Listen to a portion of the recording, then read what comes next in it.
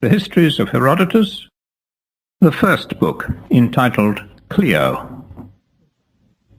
These are the researches of Herodotus of Halicarnassus, which he publishes in the hope of thereby preserving from decay the remembrance of what men have done, and of preventing the great and wonderful actions of the Greeks and the barbarians from losing their due meed of glory, and withal to put on record what were their grounds of feud. According to the Persians best informed in history, the Phoenicians began the quarrel. This people, who had formerly dwelt on the shores of the Erythraean Sea, having migrated to the Mediterranean and settled in the parts which they now inhabit, began at once, they say, to adventure on long voyages, freighting their vessels with the wares of Egypt and Assyria. They landed at many places on the coast, and among the rest at Argos, which was then preeminent above all the states included now under the common name of Hellas. Here they exposed their merchandise and traded with the natives for 5 or 6 days, at the end of which time, when almost everything was sold, there came down to the beach a number of women, and among them the daughter of the king, who was, they say, agreeing in this with the Greeks, Io, the child of Inachus. The women were standing by the stern of the ship, intent upon their purchases, when the Phoenicians, with a general shout, rushed upon them. The greater part made their escape, but some were seized and carried off. Io herself was among the captives. The Phoenicians put the women on board their vessel and set sail for Egypt. Thus did Io pass into Egypt, according to the Persian story, which differs widely from the Phoenician, and thus commenced, according to their authors, the series of outrages. At a later period, certain Greeks, with whose name they are unacquainted, but who would probably be Cretans, made a landing at Tyre on the Phoenician coast, and bore off the king's daughter Euterpe. In this they only retaliated, but afterwards the Greeks, they say, were guilty of a second violence. They manned a ship of war and sailed to Ea, a city of Colchis on the river Phasis, from whence, after dispatching the rest of the business on which they had come, they carried off Medea, the daughter of the king of the land. The monarch sent a herald into Greece to demand reparation of the wrong and the restitution of his child, but the Greeks made answer that having received no reparation of the wrong done them in the seizure of Io, the Argive, they should give none in this instance. In the next generation afterwards, according to the same authorities, Alexander, the son of Priam, bearing these events in mind, resolved to procure himself a wife out of Greece by violence, fully persuaded that as the Greeks had not given satisfaction for their outrages, so neither would he be forced to make any for his.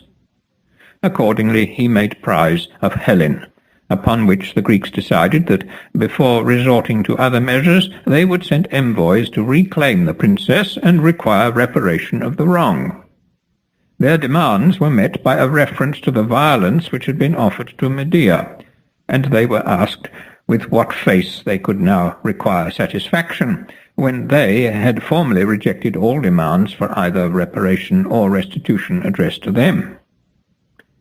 Hitherto the injuries on either side had been mere acts of common violence, but in what followed the Persians consider that the Greeks were greatly to blame, since before any attack had been made on Europe, they led an army into Asia.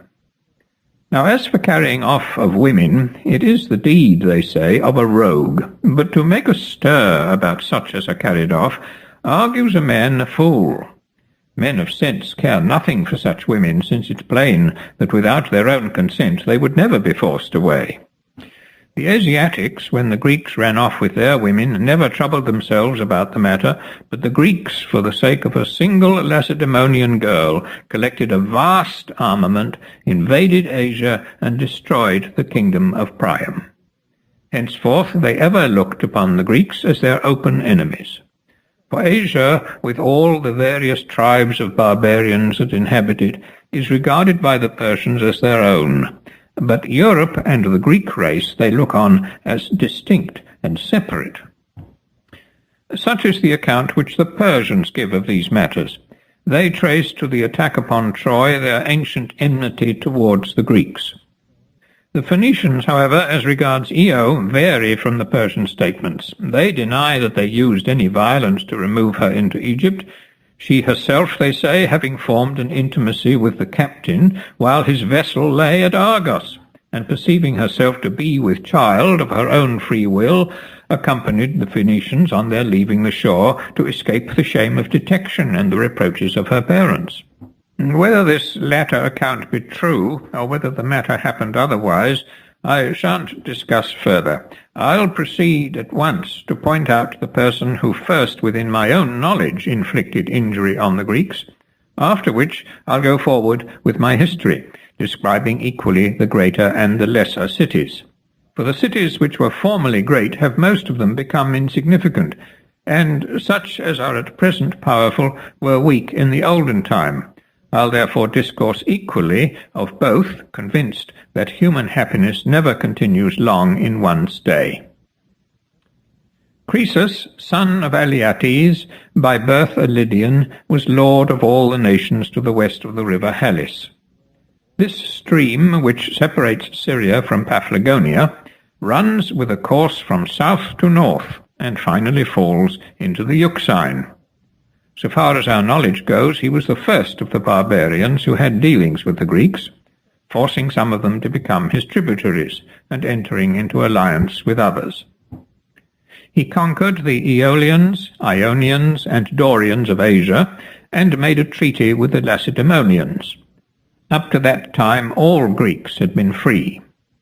For the Cimmerian attack upon Ionia, which was earlier than Croesus, was not a conquest of the cities, but only an inroad for plundering. The sovereignty of Lydia, which had belonged to the Heraclides, passed into the family of Croesus, who were called the Myrmnidae, in the manner which I will now relate. There was a certain king of Sardis, Candoles by name, whom the Greeks called Mercillus. He was a descendant of Alcaeus, son of Heracles. The first king of this dynasty was Agron, son of Ninus, grandson of Bel, and great-grandson of Alcaeus. Candoles, son of Mersus, was the last. The kings who reigned before Agron sprang from Lydus, son of Attis, from whom the people of the land, called previously Meonians, received the name of Lydians. The Heraclides descended from Heracles and the slave girl of Jardanus, having been entrusted by these princes with the management of affairs, obtained the kingdom by an oracle. Their rule endured for 22 generations of men, a space of 505 years, during the whole of which period, from Agron to Candoles, the crown descended in the direct line from father to son. Now it happened that this Candoles was in love with his own wife, and not only so, but thought her the fairest woman in the whole world. This fancy had strange consequences.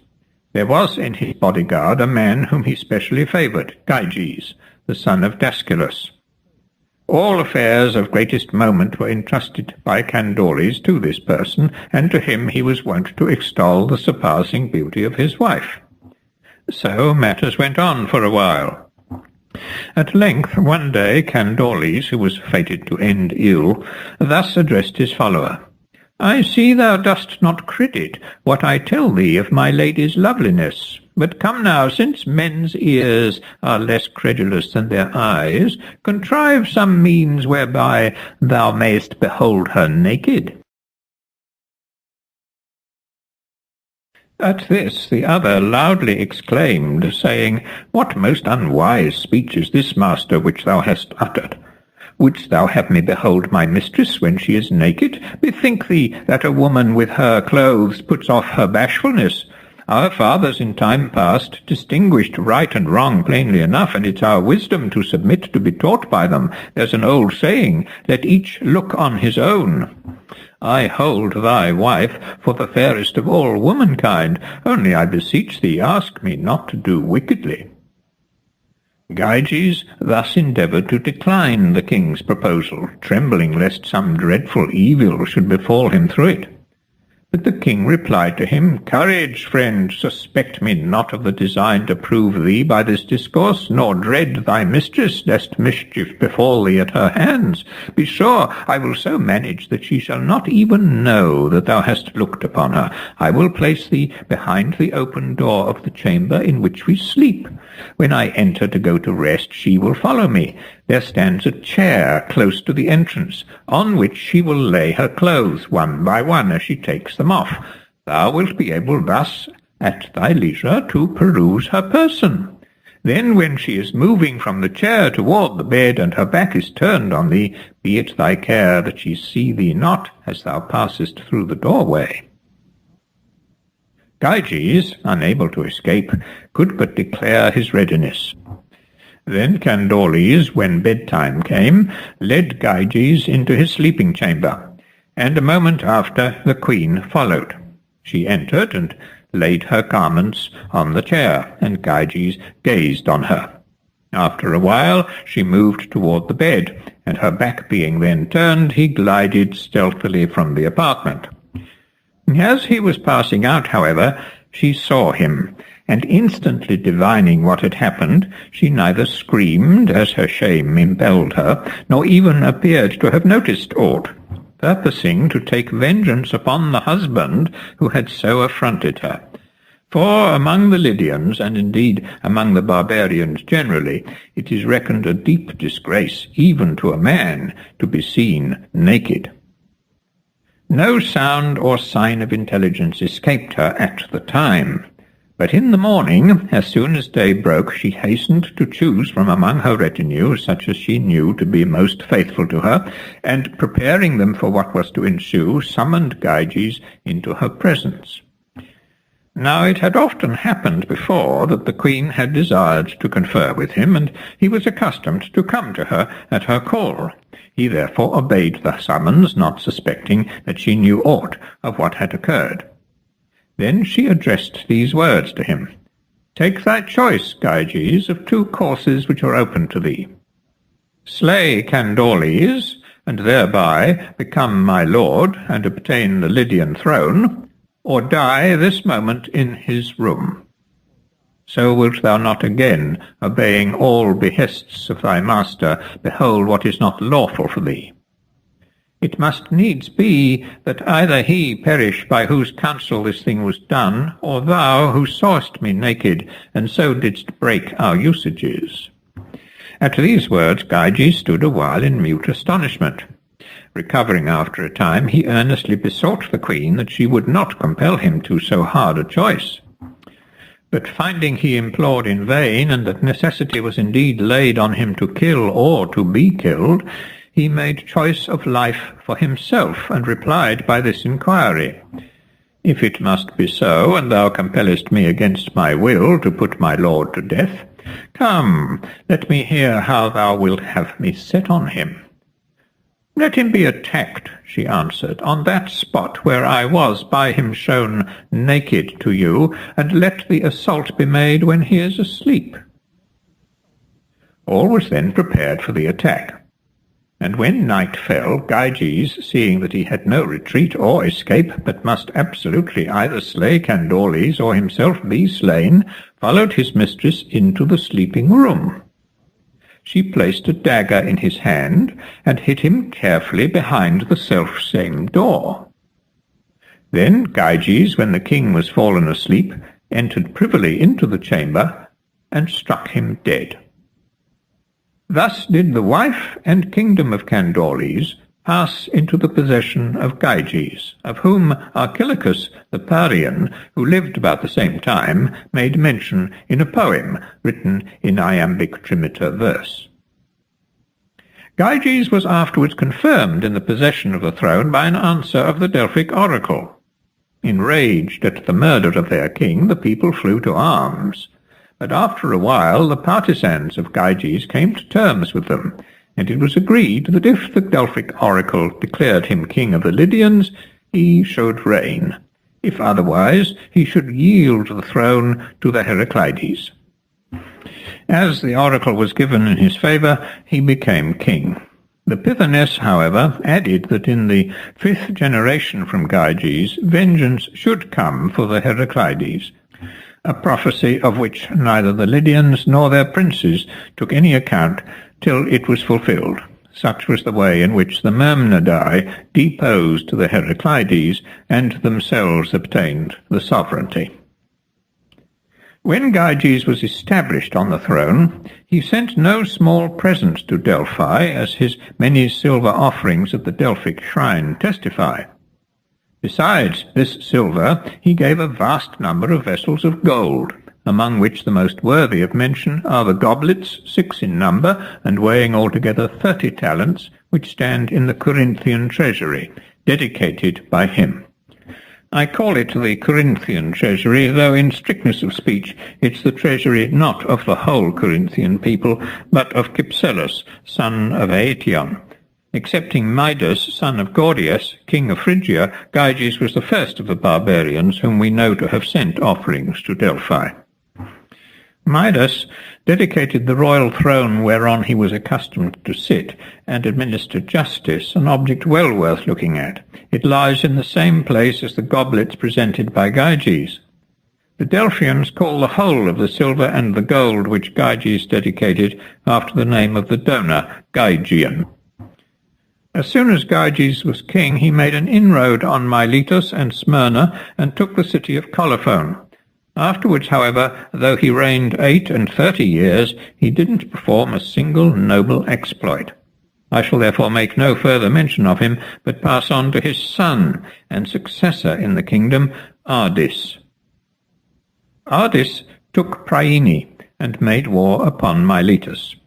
In his reign the Cimmerians, driven from their homes by the nomads of Scythia, entered Asia and captured Sardis, all but the citadel. He reigned 49 years, and was succeeded by his son Sadiates, who reigned 12 years. At his death his son Elaetes mounted the throne. This prince waged war with the Medes under Cyaxares, the grandson of Deioces, drove the Cimmerians out of Asia, conquered Smyrna, the Colophonian colony, and invaded Clazomene.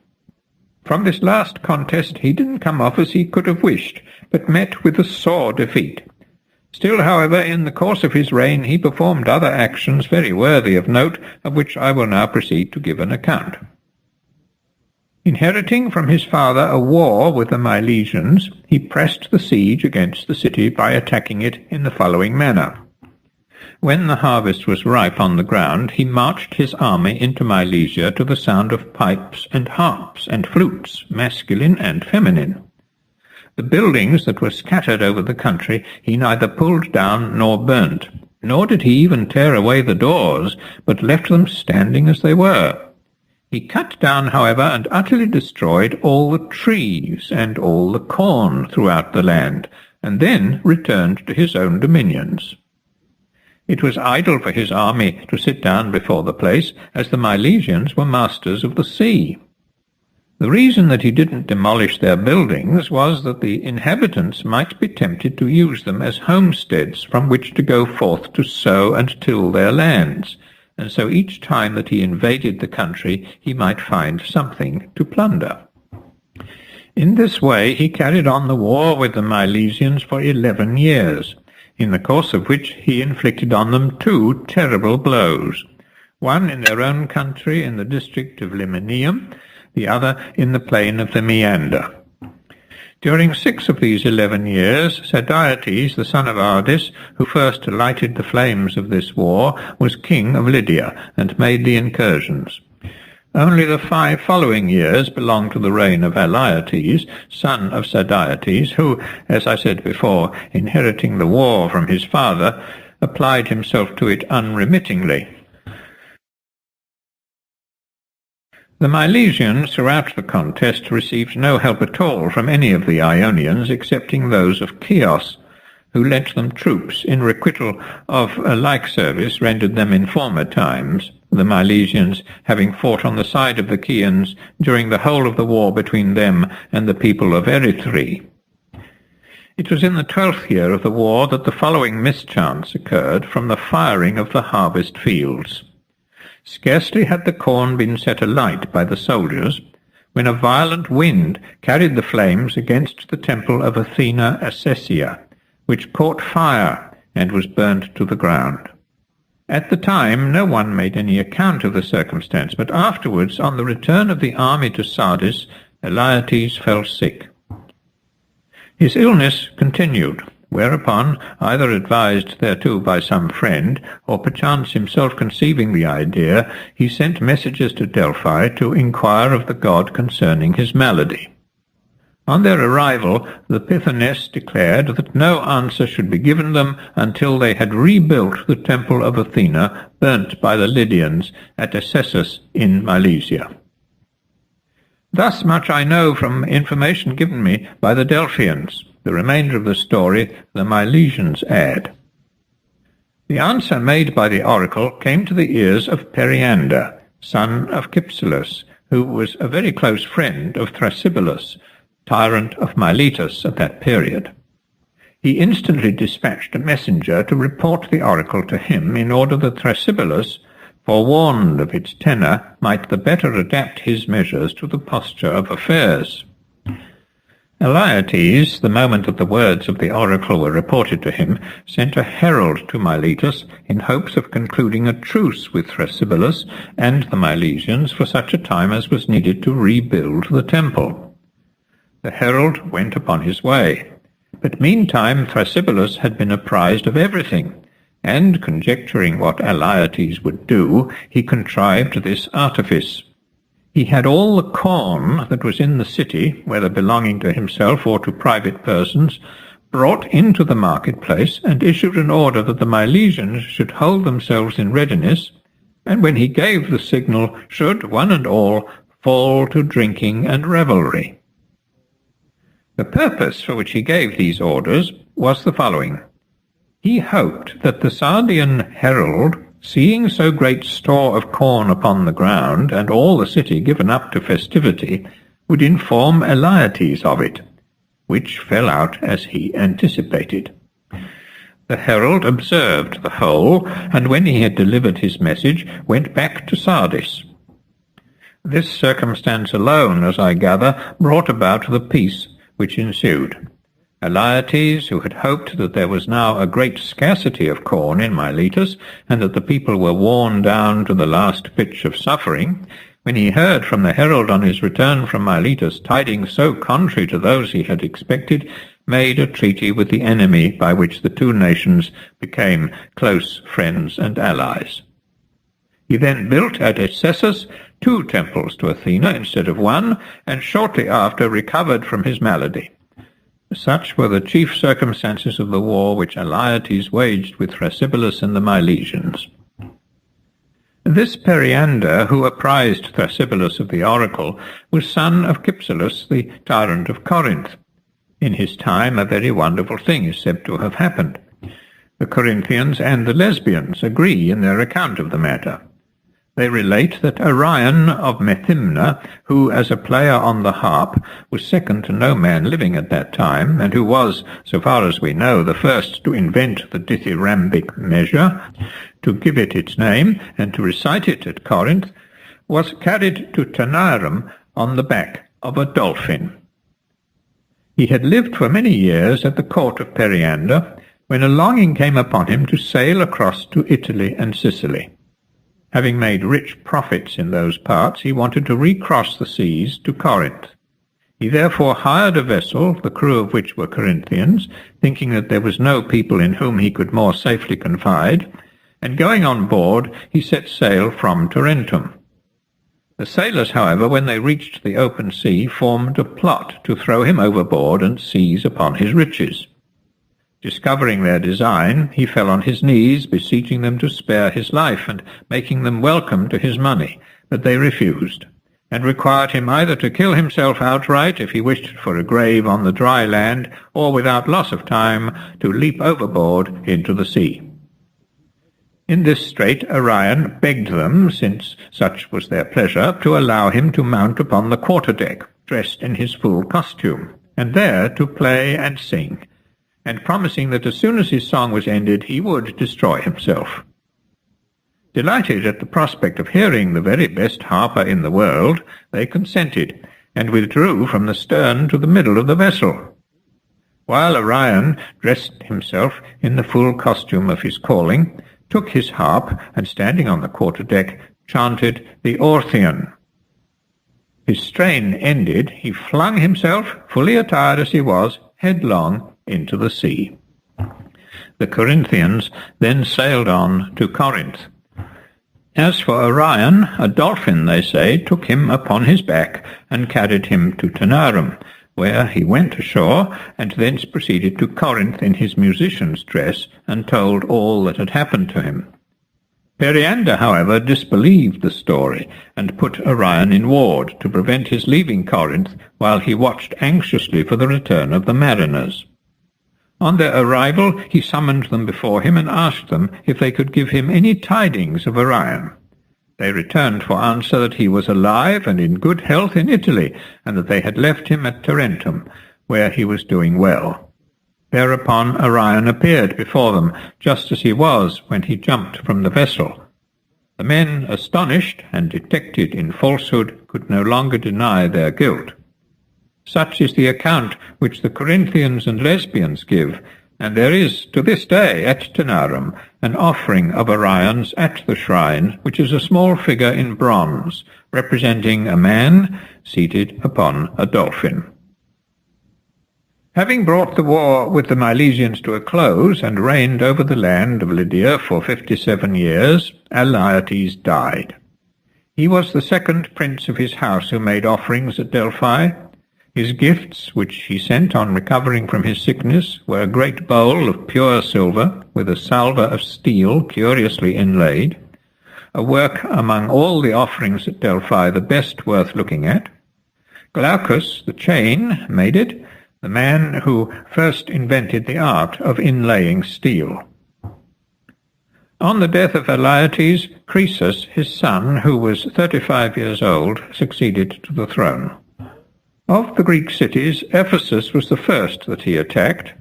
The Ephesians, when he laid siege to the place, made an offering of their city to Artemis by stretching a rope from the town wall to the temple of the goddess, which was distant from the ancient city, then besieged by Croesus, a space of 7 furlongs. They were, as I said, the first Greeks whom he attacked. Afterwards, on some pretext or other, he made war in turn upon every Ionian and Aeolian state, bringing forward, where he could, a substantial ground of complaint, where such failed him, advancing some poor excuse. In this way he made himself master of all the Greek cities in Asia, and forced them to become his tributaries, after which he began to think of building ships and attacking the islanders. Everything had been got ready for this purpose when Bias of Priene, or as some say Pittacus the Mytilenean, put a stop to the project. The king had made inquiry of this person, who was lately arrived at Sardis, if there were any news from Greece, to which he answered, "Yes, sire, the islanders are gathering 10,000 horse, designing an expedition against thee and against thy capital." Croesus, thinking he spoke seriously, broke out, "Ah, might the gods put such a thought into their minds as to attack the sons of the Lydians with cavalry?" "It seems, O king," rejoined the other, "that thou desirest earnestly to catch the islanders on horseback upon the mainland. Thou knowest well what would come of it. But what thinkest thou the islanders desire better, now that they hear thou art about to build ships and sail against them, than to catch the Lydians at sea, and there revenge on them the wrongs of their brothers upon the mainland, whom thou holdest in slavery?" Croesus was charmed with the turn of the speech, and thinking there was reason in what was said, gave up his ship-building, and concluded a league of amity with the Ionians of the Isles. Croesus afterwards, in the course of many years, brought under his sway almost all the nations to the west of the Halys. The Lycians and Cilicians alone continued free. All the other tribes he reduced and held in subjection. They were the following: the Lydians, Phrygians, Mysians, Mariandynians, Calabians, Paphlagonians, Thynian and Bithynian Thracians, Carians, Ionians, Dorians, Aeolians, and Pamphylians. When all these conquests had been added to the Lydian Empire, and the prosperity of Sardis was now at its height, there came thither one after another all the sages of Greece living at the time, and among them Solon the Athenian. He was on his travels, having left Athens to be absent 10 years under the pretence of wishing to see the world, but really to avoid being forced to repeal any of the laws which, at the request of the Athenians, he had made for them. Without his sanction, the Athenians could not repeal them, as they had bound themselves under a heavy curse, to be governed for 10 years by the laws which should be imposed on them by Solon. On this account, as well as to see the world, Solon set out upon his travels, in the course of which he went to Egypt, to the court of Amasis, and also came on a visit to Croesus at Sardis. Croesus received him as his guest, and lodged him in the royal palace. On the 3rd or 4th day after, he bade his servants conduct Solon over his treasuries, and show him all their greatness and magnificence. When he'd seen them all, and so far as time allowed inspected them, Croesus addressed this question to him: "Stranger of Athens, we have heard much of thy wisdom, and of thy travels through many lands, from love of knowledge, and a wish to see the world. I am curious, therefore, to inquire of thee, whom of all the men that thou hast seen thou deemest the most happy?" This he asked because he thought himself the happiest of mortals. But Solon answered him without flattery, according to his true sentiments: "Tell us of Athens, sire." Full of astonishment at what he heard, Croesus demanded sharply, "And wherefore dost thou deem Tellus happiest?" To which the other replied, "First, because his country was flourishing in his days, and he himself had sons both beautiful and good, and he lived to see children born to each of them, and these children all grew up, and further because after a life spent in what our people look upon as comfort, his end was surpassingly glorious. In a battle between the Athenians and their neighbours near Eleusis, he came to the assistance of his countrymen, routed the foe, and died upon the field most gallantly. The Athenians gave him a public funeral on the spot where he fell, and paid him the highest honours." Thus did Solon admonish Croesus by the example of Tellus, enumerating the manifold particulars of his happiness. When he had ended, Croesus inquired a second time, who after Tellus seemed to him the happiest, expecting that at any rate he would be given the second place. "Cleobis and Baito," Solon answered. "They were of Argive race. Their fortune was enough for their wants, and they were, besides, endowed with so much bodily strength that they had both gained prizes at the games. Also this tale is told of them. There was a great festival in honour of the goddess Hera at Argos, to which their mother must needs be taken in a car. Now the oxen didn't come home from the field in time, so the youths, fearful of being too late, put the yoke on their own necks, and themselves drew the car in which their mother rode. 45 furlongs did they draw her, and stopped before the temple. This deed of theirs was witnessed by the whole assembly of worshippers, and then their life closed in the best possible way. Herein too God showed forth most evidently how much better a thing for man death is than life. For the Argive men who stood around the car extolled the vast strength of the youths, and the Argive women extolled the mother who was blessed with such a pair of sons, and the mother herself, overjoyed at the deed and at the praises it had won, standing straight before the image, besought the goddess to bestow on Cleobis and Baito, the sons who had so mightily honoured her, the highest blessing to which mortals can attain. Her prayer ended. They offered sacrifice and partook of the holy banquet, after which the two youths fell asleep in the temple. They never woke more, but so passed from the earth. The Argives, looking on them as among the best of men, caused statues of them to be made, which they gave to the shrine at Delphi. When Solon had thus assigned these youths the second place, Croesus broke in angrily. What, stranger of Athens, is my happiness then so utterly set at naught by thee that thou dost not even put me on a level with private men? O Croesus, replied the other, thou asked a question concerning the condition of man, of one who knows that the power above us is full of jealousy, and fond of troubling our lot. A long life gives one to witness much and experience much oneself that one would not choose. 70 years I regard as the limit of the life of man.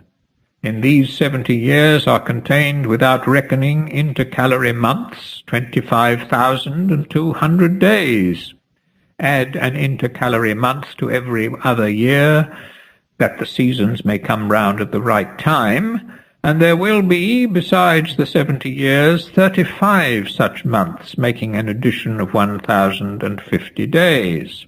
The whole number of the days contained in the 70 years will thus be 26,250, whereof not one but will produce events unlike the rest. Hence man is wholly accident. For thyself, O Croesus, I see that thou art wonderfully rich, and art the lord of many nations. But with respect to that whereon thou questionest me, I have no answer to give, until I hear that thou hast closed thy life happily. For assuredly he who possesses great store of riches is no nearer happiness than he who has what suffices for his daily needs, unless it so hap that luck attend upon him, and so he continue in the enjoyment of all his good things to the end of his life.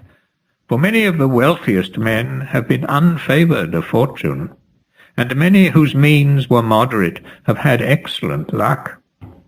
Men of the former class excel those of the latter, but in two respects. These last excel the former in many. The wealthy man is better able to content his desires, and to bear up against a sudden buffet of calamity. The other has less ability to withstand these evils, from which, however, his good luck keeps him clear. But he enjoys all these following blessings. He is whole of limb, a stranger to disease, free from misfortune, happy in his children, and comely to look upon. If, in addition to all this, he end his life well, he is of a truth the man of whom thou art in search, the man who may rightly be termed happy. Call him, however, until he die, not happy, but fortunate. Scarcely indeed can any man unite all these advantages, as there is no country which contains within it all that it needs, but each, while it possesses some things, lacks others, and the best country is that which contains the most. So no single human being is complete in every respect. Something is always lacking.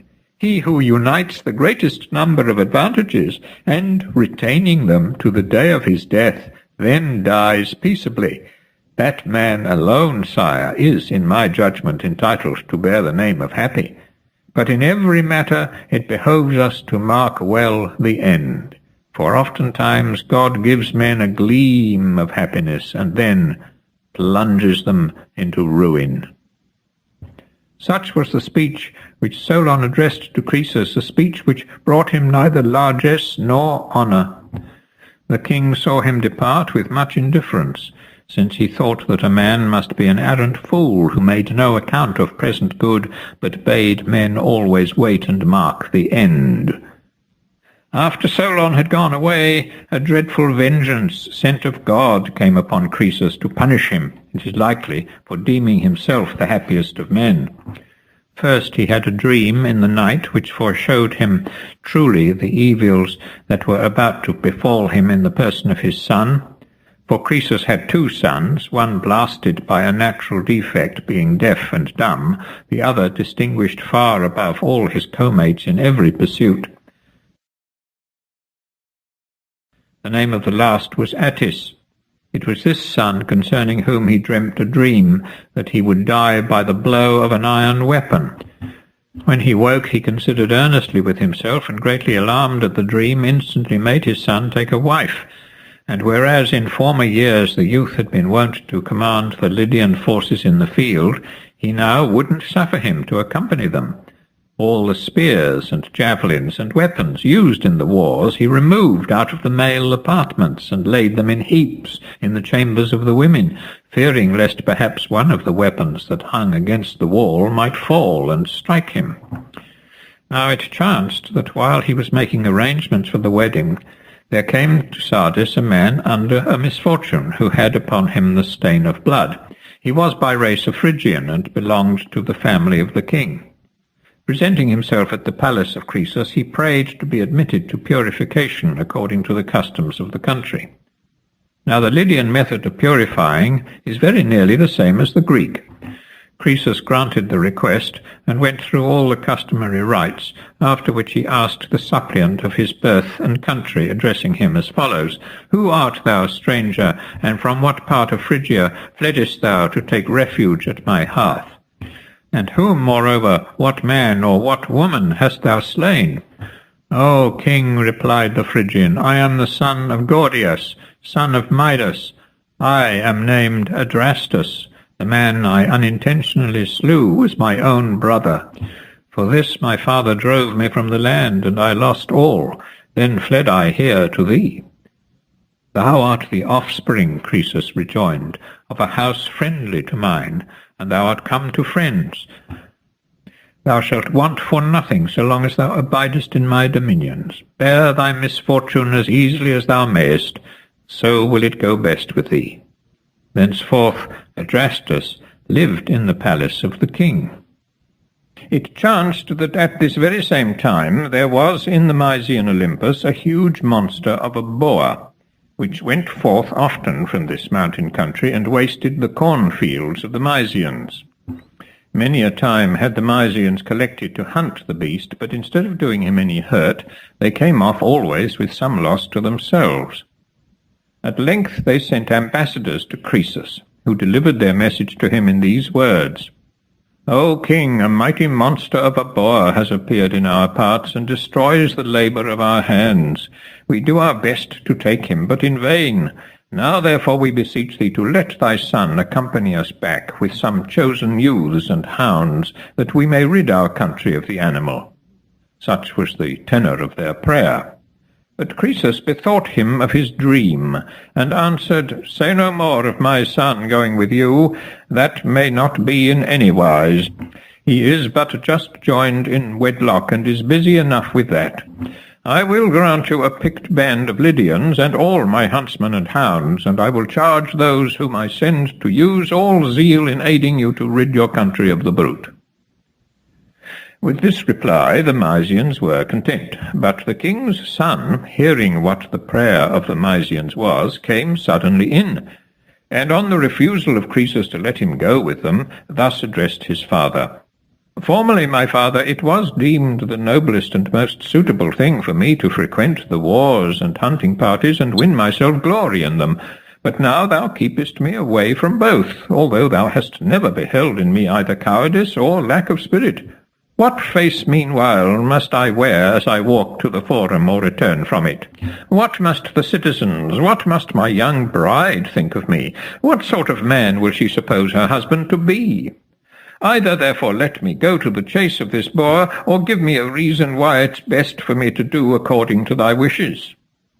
Then Croesus answered, "My son, it is not because I have seen in thee either cowardice or aught else which has displeased me that I keep thee back, but because a vision which came before me in a dream as I slept warned me that thou wert doomed to die young, pierced by an iron weapon. It was this which first led me to hasten on thy wedding, and now it hinders me from sending thee upon this enterprise. Fain would I keep watch over thee, if by any means I may cheat fate of thee during my own lifetime, for thou art the one and only son that I possess. The other, whose hearing is destroyed, I regard as if he were not." "Ah, father," returned the youth, "I blame thee not for keeping watch over me after a dream so terrible. But if thou mistakest, if thou dost not apprehend the dream aright, 'tis no blame for me to show thee wherein thou errest. Now the dream, thou saidst thyself, foretold that I should die stricken by an iron weapon. But what hands has a boar to strike with? What iron weapon does he wield? Yet this is what thou fearest for me. Had the dream said that I should die pierced by a tusk, then thou hadst done well to keep me away, but it said a weapon. Now here we do not combat men, but a wild animal. I pray thee, therefore, let me go with them. There thou hast me, my son, said Croesus. Thy interpretation is better than mine. I yield to it, and change my mind, and consent to let thee go. Then the king sent for Adrastus the Phrygian, and said to him, Adrastus, when thou wert smitten with the rod of affliction, no reproach, my friend, I purified thee, and have taken thee to live with me in my palace, and have been at every charge.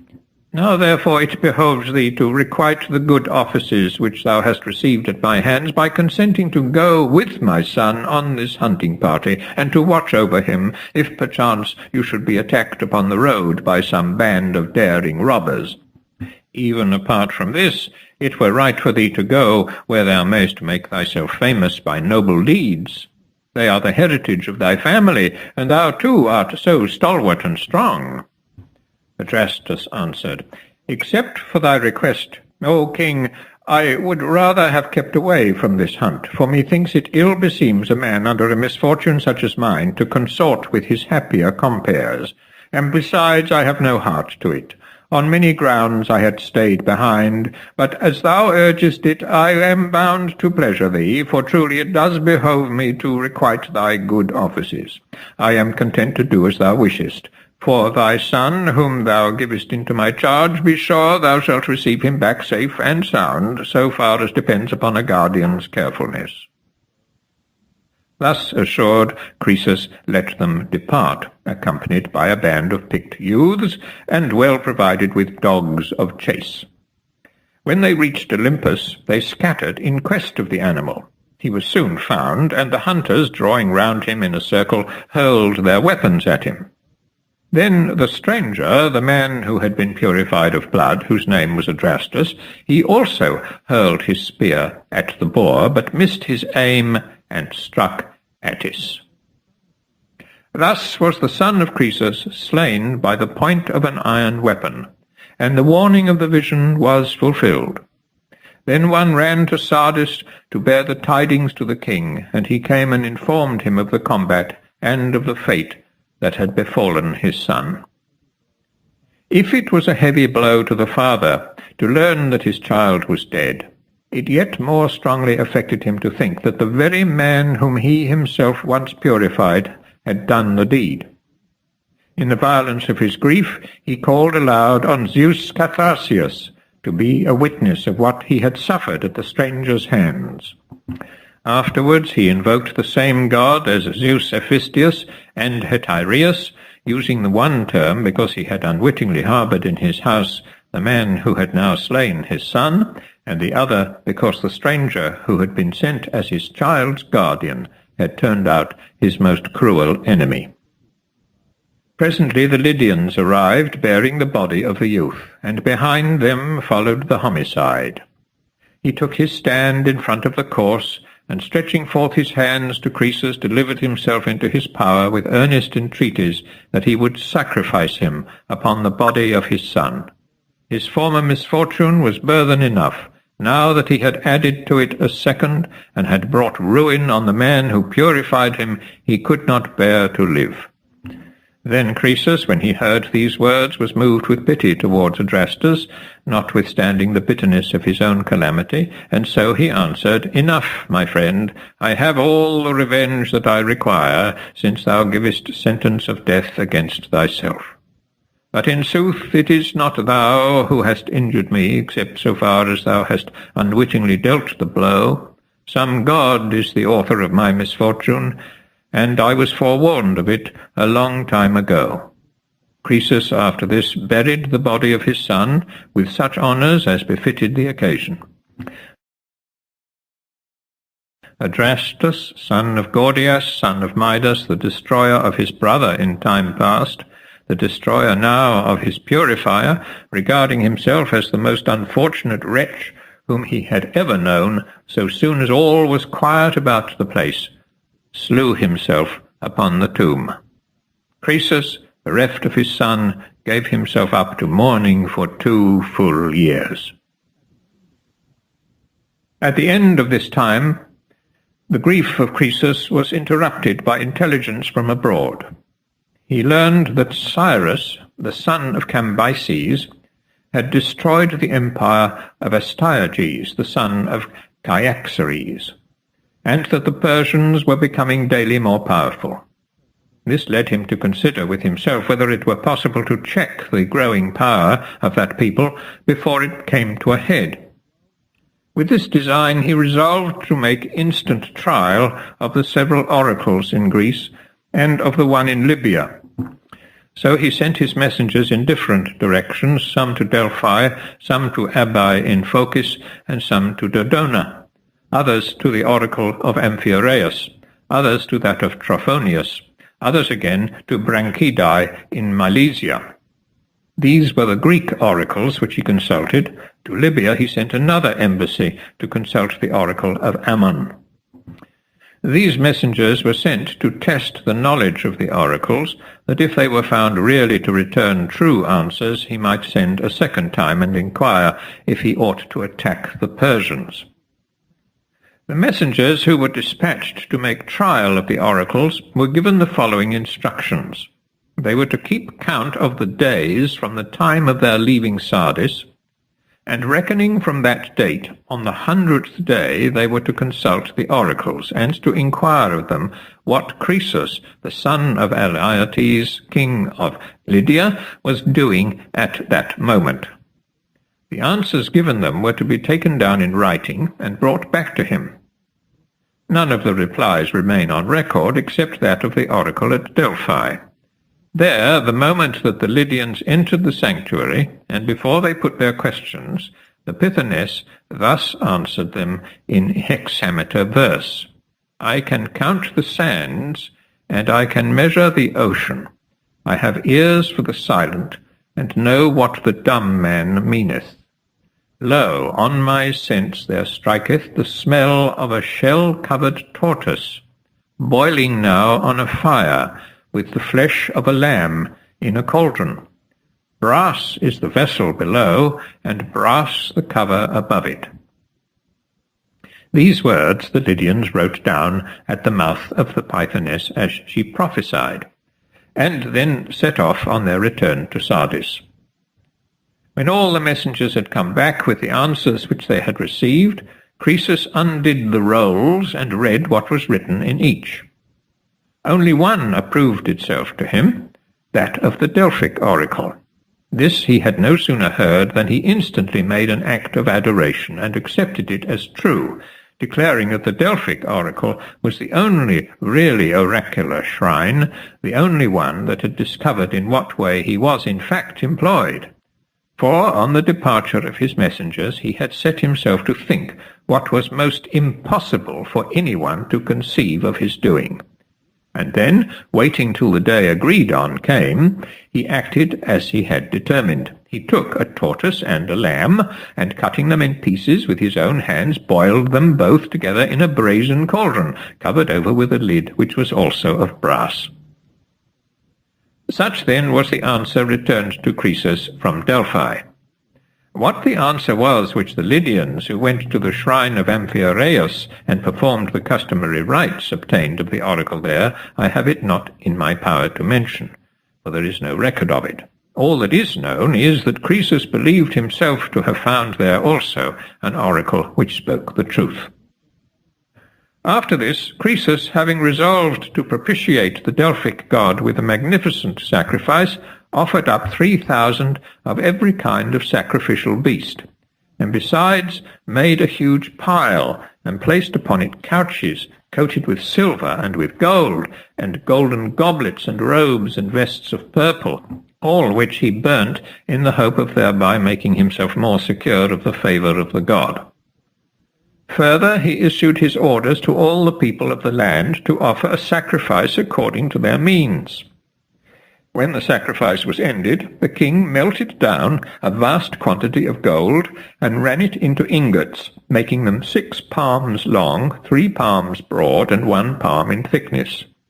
The number of ingots was 117, 4 being of refined gold, in weight 2 talents and a half, the others of pale gold, and in weight 2 talents. He also caused a statue of a lion to be made in refined gold, the weight of which was 10 talents. At the time when the temple of Delphi was burned to the ground, this lion fell from the ingots on which it was placed. It now stands in the Corinthian treasury and weighs only 6 talents and a half, having lost 3 talents and a half by the fire.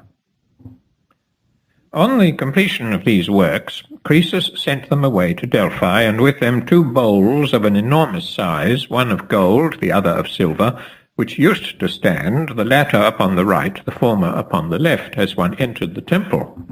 They too were moved at the time of the fire, and now the golden one is in the Clazomenean treasury, and weighs 8 talents and 42 minae. The silver one stands in the corner of the antechapel and holds 600 amphorae.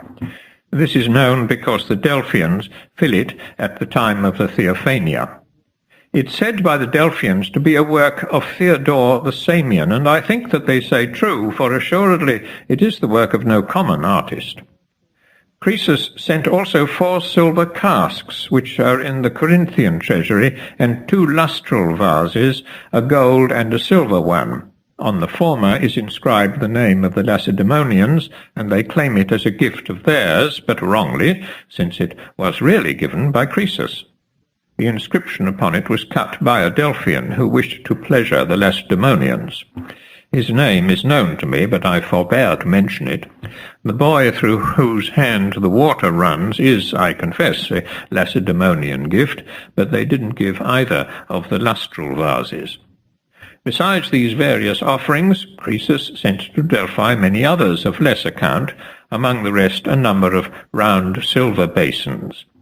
Also he dedicated a female figure in gold 3 cubits high, which is said by the Delphians to be the statue of his baking woman, and further he presented the necklace and the girdles of his wife. These were the offerings sent by Croesus to Delphi. To the shrine of Amphiaraus, with whose valour and misfortune he was acquainted, he sent a shield entirely of gold, and a spear also of solid gold, both head and shaft. They were still existing in my day at Thebes, laid up in the temple of Ismenian Apollo. The messengers who had the charge of conveying these treasures to the shrines received instructions to ask the oracles whether Croesus should go to war with the Persians, and if so, whether he should strengthen himself by the forces of an ally. Accordingly, when they had reached their destinations and presented the gifts, they proceeded to consult the oracles in the following terms. Croesus, king of Lydia and other countries, believing that these are the only real oracles in all the world, has sent you such presents as your discoveries deserved, and now inquires of you whether he shall go to war with the Persians, and if so, whether he shall strengthen himself by the forces of a confederate. Both the oracles agreed in the tenor of their reply, which was, in each case, a prophecy, that if Croesus attacked the Persians, he would destroy a mighty empire, and a recommendation to him to look and see who were the most powerful of the Greeks, and to make alliance with them. At the receipt of these oracular replies, Croesus was overjoyed, and feeling sure now that he would destroy the empire of the Persians, he sent once more to Pytho, and presented to the Delphians, the number of whom he had ascertained, 2 gold staters apiece. In return for this, the Delphians granted to Croesus and the Lydians the privilege of precedency in consulting the oracle, exemption from all charges, the most honourable seat at the festivals, and the perpetual right of becoming at pleasure citizens of their town. After sending these presents to the Delphians, Croesus a 3rd time consulted the oracle, for having once proved its truthfulness, he wished to make constant use of it. The question whereto he now desired an answer was, whether his kingdom would be of long duration. The following was the reply of the Pythoness. Wait till the time shall come when a mule is monarch of Media. Then, thou delicate Lydian, away to the pebbles of Hermus. Haste, oh haste thee away, nor blush to behave like a coward. Of all the answers that had reached him, this pleased him far the best, for it seemed incredible that a mule should ever come to be king of the Medes, and so he concluded that the sovereignty would never depart from himself or his seed after him. Afterwards he returned his thoughts to the alliance which he had been recommended to contract, and sought to ascertain by inquiry which was the most powerful of the Grecian states. His inquiries pointed out to him two states as preeminent above the rest. These were the Lacedaemonians and the Athenians, the former of Doric, the latter of Ionic blood. And indeed these two nations had held from very early times the most distinguished place in Greece, the one being a Pelasgic, the other a Hellenic people, and the one having never quitted its original seats, while the other had been excessively migratory. For during the reign of Deucalion, Theotis was the country in which the Hellenes dwelt, but under Dorus, the son of Hellen, they moved to the tract at the base of Ossa and Olympus, which is called Histiotis. Forced to retire from that region by the Cadmeans, they settled under the name of Macedni in the chain of Pindus. Hence they once more removed and came to Dryopis, and from Dryopis, having entered the Peloponnesus in this way, they became known as Dorians. What the language of the Pelasgi was, I cannot say with any certainty. If, however, we may form a conjecture from the tongue spoken by the Pelasgi of the present day, those, for instance, who live at Creston, above the Tyrrhenians, who formerly dwelt in the district named Thessaliotis, and were neighbours of the people now called the Dorians, or those again who founded Plachaea and Scylaci upon the Hellespont, who had previously dwelt for some time with the Athenians, or those, in short, of any other of the cities which have dropped the name but are in fact Pelasgian. If, I say, we are to form a conjecture from any of these, we must pronounce that the Pelasgi spoke a barbarous language. If this were really so, and the entire Pelasgic race spoke the same tongue, the Athenians, who were certainly Pelasgi, must have changed their language at the same time that they passed into the Hellenic body. For it's a certain fact that the people of Creston speak a language unlike any of their neighbours, and the same is true of the Plachaeanians, while the language spoken by these two people is the same, which shows that they both retain the idiom which they brought with them into the countries where they're now settled. The Hellenic race has never, since its first origin, changed its speech. This at least seems evident to me.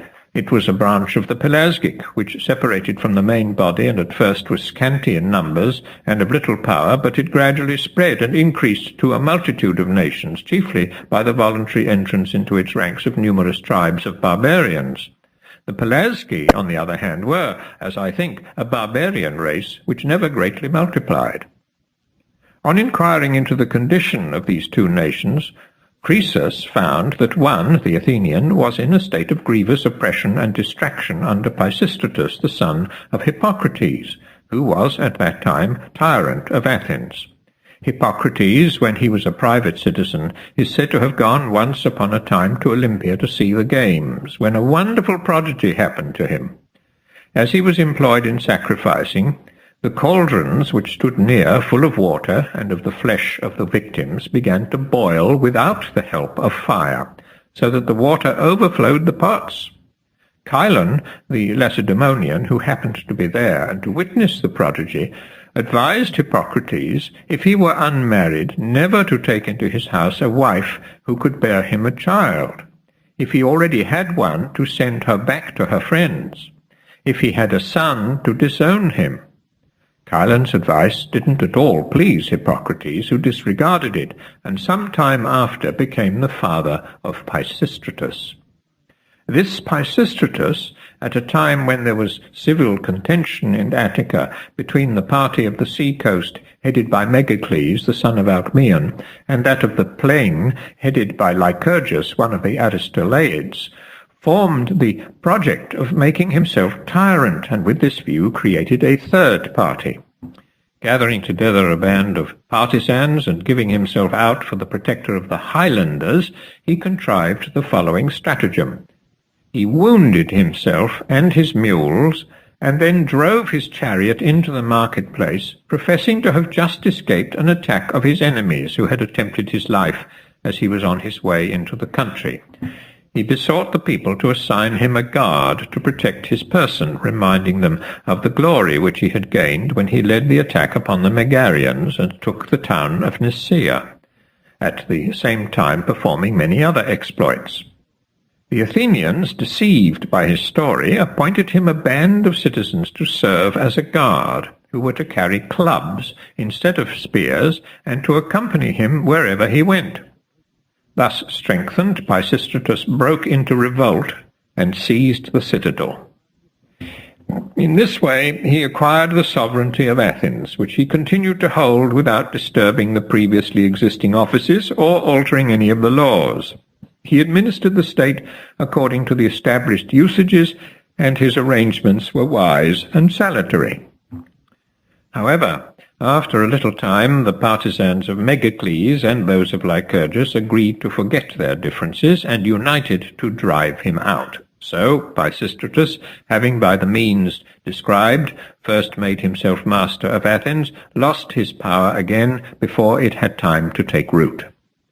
No sooner, however, was he departed than the factions which had driven him out quarrelled anew, and at last Megacles, wearied with the struggle, sent a herald to Pisistratus with an offer to re-establish him on the throne if he would marry his daughter. Pisistratus consented, and on these terms an agreement was concluded between the two, after which they proceeded to devise the mode of his restoration. And here the device on which they hit was the silliest that I find on record, more especially considering that the Greeks have been from very ancient times distinguished from the barbarians by superior sagacity and freedom from foolish simpleness, and remembering that the persons on whom this trick was played were not only Greeks but Athenians, who have the credit of surpassing all other Greeks in cleverness. There was in the Paeanian district a woman named Phia, whose height only fell short of 4 cubits by 3 fingers' breadth, and who was altogether comely to look upon. This woman they clothed in complete armour, and instructing her as to the carriage which she was to maintain in order to beseem her part, they placed her in a chariot and drove to the city. Heralds had been sent forward to precede her, and to make a proclamation to this effect. Citizens of Athens, receive again Pisistratus with friendly minds. Athena, who of all men honours him the most, herself conducts him back to her own citadel. This they proclaimed in all directions, and immediately the rumour spread throughout the country districts that Athena was bringing back her favourite. They of the city also, fully persuaded that the woman was the veritable goddess, prostrated themselves before her and received Pisistratus back. Pisistratus, having thus recovered the sovereignty, married, according to agreement, the daughter of Megacles. As, however, he had already a family of grown-up sons, and the Alcmaeonidae were supposed to be under a curse, he determined that there should be no issue of the marriage, and he lay with her in an unnatural manner. His wife at first kept this matter to herself, but after a time either her mother questioned her, or it may be that she told it of her own accord. At any rate, she informed her mother, and so it reached her father's ears. Megacles, indignant at receiving an affront from such a quarter, in his anger instantly made up his differences with the opposite faction, on which Pisistratus, aware of what was planning against him, took himself out of the country. Arrived at Eretria, he held a council with his children to decide what was to be done. The opinion of Hippias prevailed, and it was agreed to aim at regaining the sovereignty.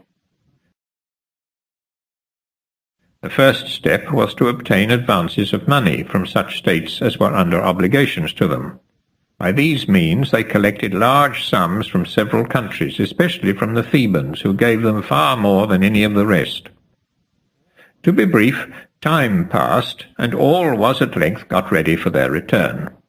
A band of Argive mercenaries arrived from the Peloponnesus, and a certain Naxian named Lygdamis, who volunteered his services, was particularly zealous in the cause, supplying both men and money.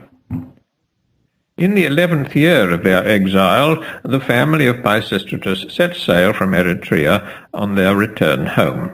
They made the coast of Attica near Marathon, where they encamped, and were joined by their partisans from the capital and by numbers from the country districts, who loved tyranny better than freedom. At Athens, while Pisistratus was obtaining funds, and even after he landed at Marathon, no one paid any attention to his proceedings. When, however, it became known that he had left Marathon and was marching upon the city, preparations were made for resistance. The whole force of the state was levied and led against the returning exiles. Meantime, the army of Pisistratus, which had broken up from Marathon, meeting their adversaries near the temple of the Pallenian Athena, pitched their camp opposite them.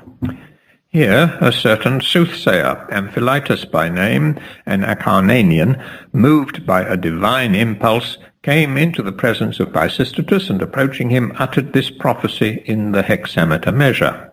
Now has the cast been made, the net is outspread in the water. Through the moonshiny night the tunnies will enter the meshes. Such was the prophecy uttered under a divine inspiration. Pisistratus, apprehending its meaning, declared that he accepted the oracle, and instantly led on his army. The Athenians from the city had just finished their midday meal, after which they had betaken themselves, some to dice, others to sleep, when Pisistratus with his troops fell upon them and put them to the rout. As soon as the flight began, Pisistratus bethought himself of a most wise contrivance, whereby the Athenians might be induced to disperse and not unite in a body any more. He mounted his sons on horseback and sent them in front to overtake the fugitives and exhort them to be of good cheer and return each man to his home. The Athenians took the advice, and Pisistratus became, for the third time, master of Athens. Upon this he set himself to root his power more firmly by the aid of a numerous body of mercenaries, and by keeping up a full exchequer, partly supplied from native sources, partly from the countries about the river Strymon. He also demanded hostages from many of the Athenians who had remained at home, and not left Athens at his approach, and these he sent to Naxos, which he had conquered by force of arms, and given over into the charge of Lygdamis. Farther, he purified the island of Delos, according to the injunctions of an oracle, after the following fashion. All the dead bodies which had been interred within sight of the temple he dug up, and removed to another part of the isle. Thus was the tyranny of Pisistratus established at Athens, many of the Athenians having fallen in the battle, and many others having fled the country, together with the son of Alcmaeon. Such was the condition of the Athenians when Croesus made inquiry concerning them.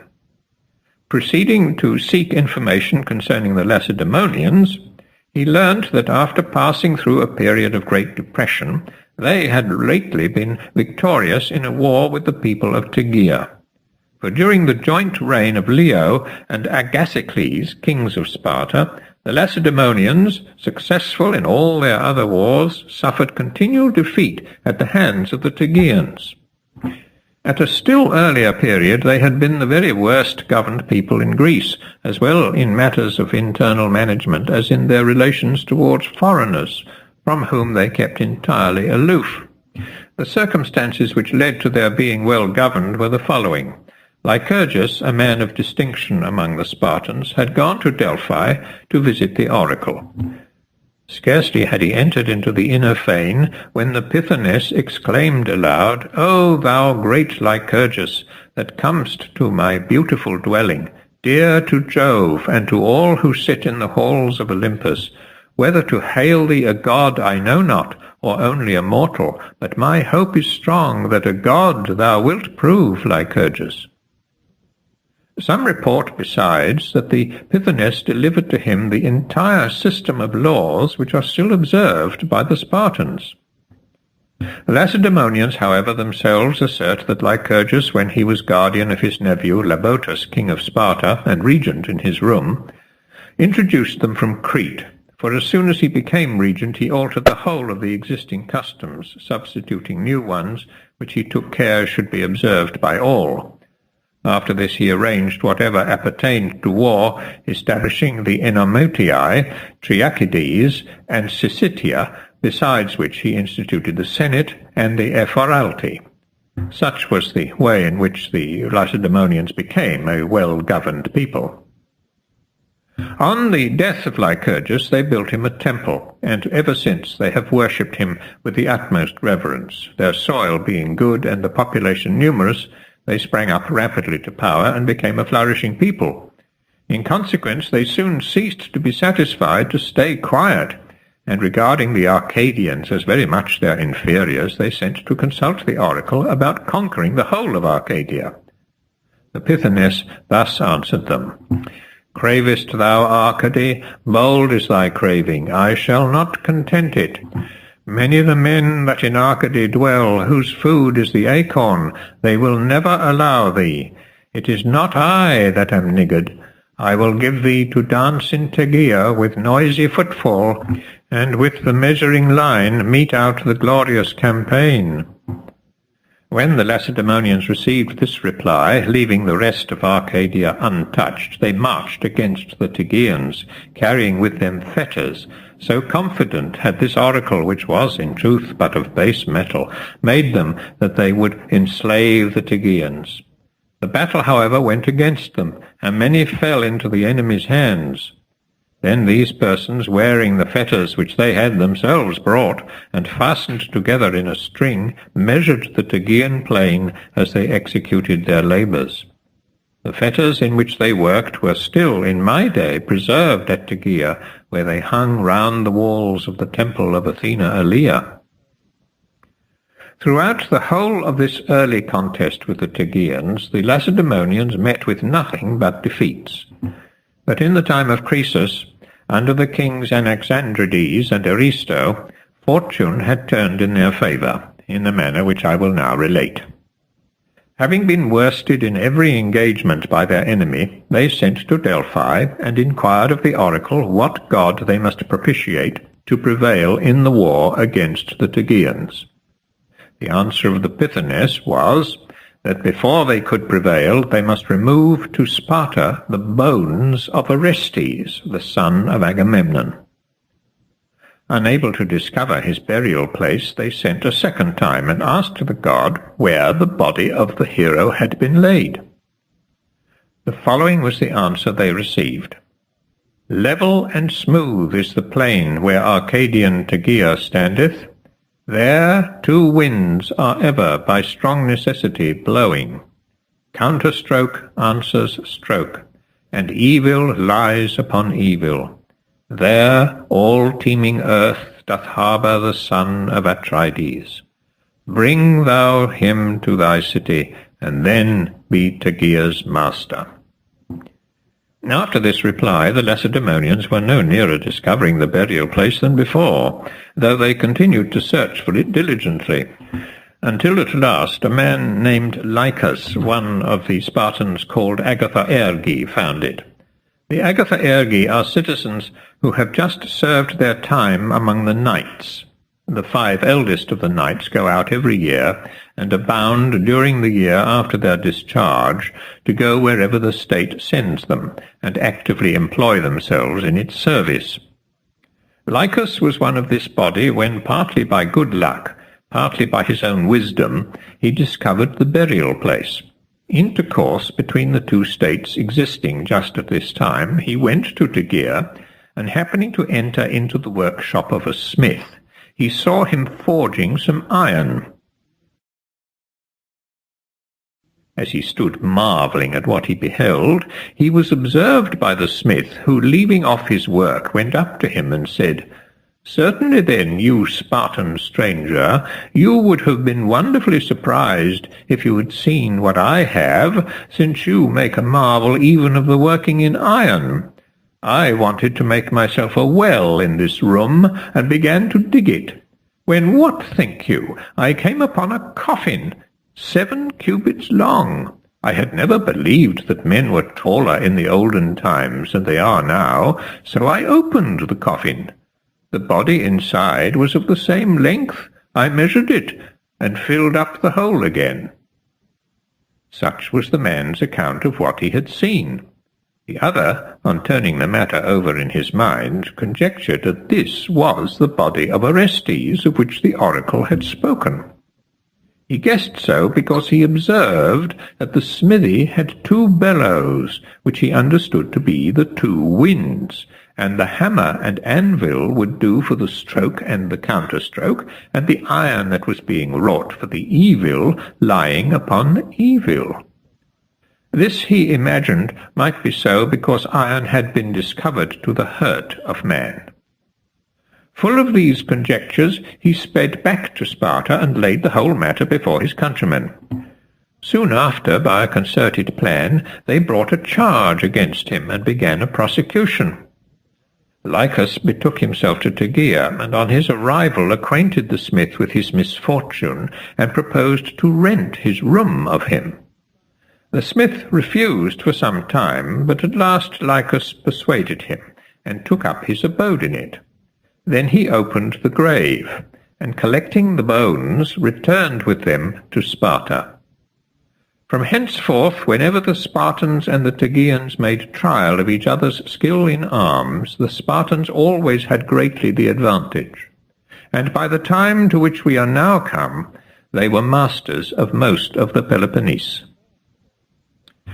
Croesus, informed of all these circumstances, sent messengers to Sparta with gifts in their hands, who were to ask the Spartans to enter into alliance with him.